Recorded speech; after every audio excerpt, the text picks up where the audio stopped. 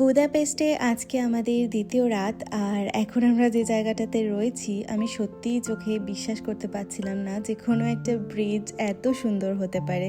টি-20 world কাপের final দেখে তারপরে একটুখানি রেস্ট নিয়ে এখন আমরা বেরোলাম আমাদের এয়ারবিএনবি থেকে। আর আজকে ইন্ডিয়া জিতেছে টি-20 ওয়ার্ল্ড কাপ, তো এমনিতেই মনটা ভীষণ খুশি লাগছিল।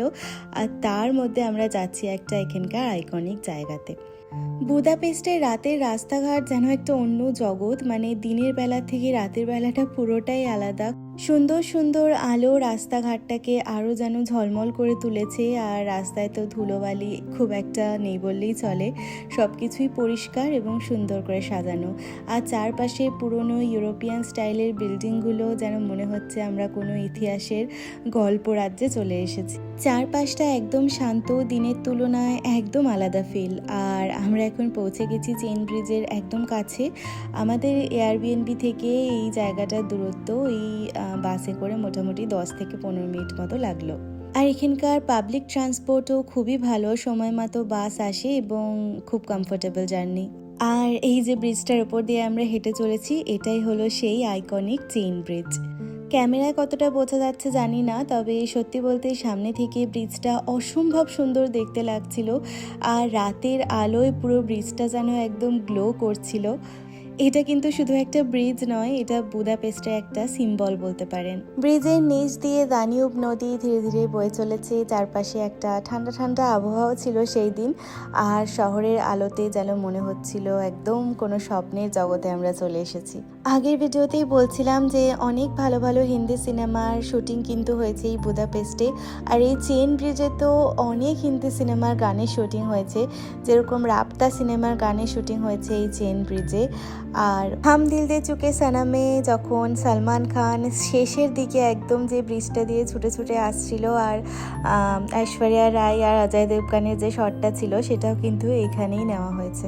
হাঁটতে খুবই ভালো লাগছিল ব্রিজটার ওপর দিয়ে। আর হাঁটতে হাঁটতে কখন যে আমরা ওই পার থেকে এই পারে চলে এসেছি বুঝতেই পারিনি।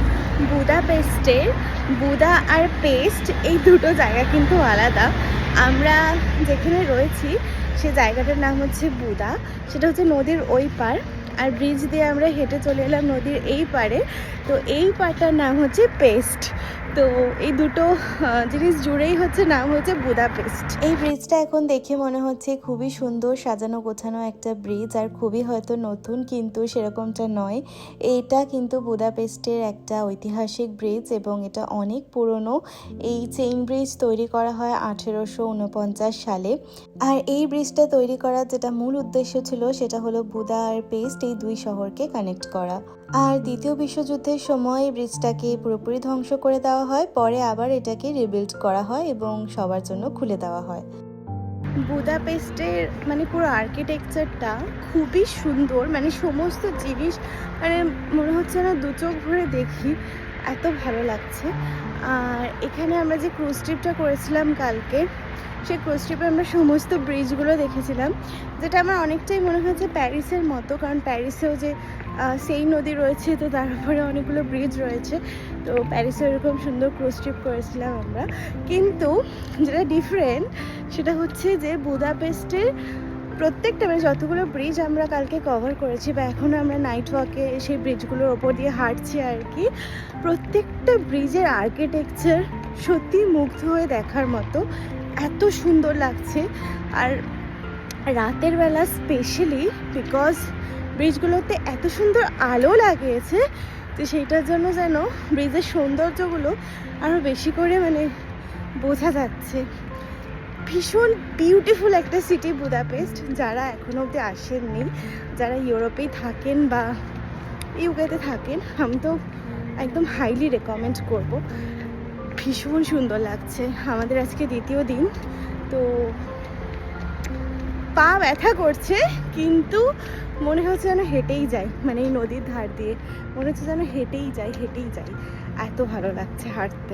আইকনিক জায়গায় ঘুরতে এসেছি আর এখানকার আইকনিক খাবার খাবো না তা কি হয়। তো এখানকার খুব ফেমাস একটা খাবার হচ্ছে চিমনি কেক, যেটা আমরা অর্ডার করে দিয়েছি। তো এটাকেই বলে হচ্ছে চিমনি কেক, যেটা আমরা এখন সবাই মিলে খাবো। আজকের ব্লগটা তাহলে এই চিমনি কেক খেতে খেতেই শেষ করা যাক। আর আপনাদের যদি আমার ব্লগ থেকে কিছু ভালো লেগে থাকে প্লিজ একটা লাইক, কমেন্ট আর শেয়ার করে দেবেন। সবাই খুব ভালো থাকবেন, সুস্থ থাকবেন।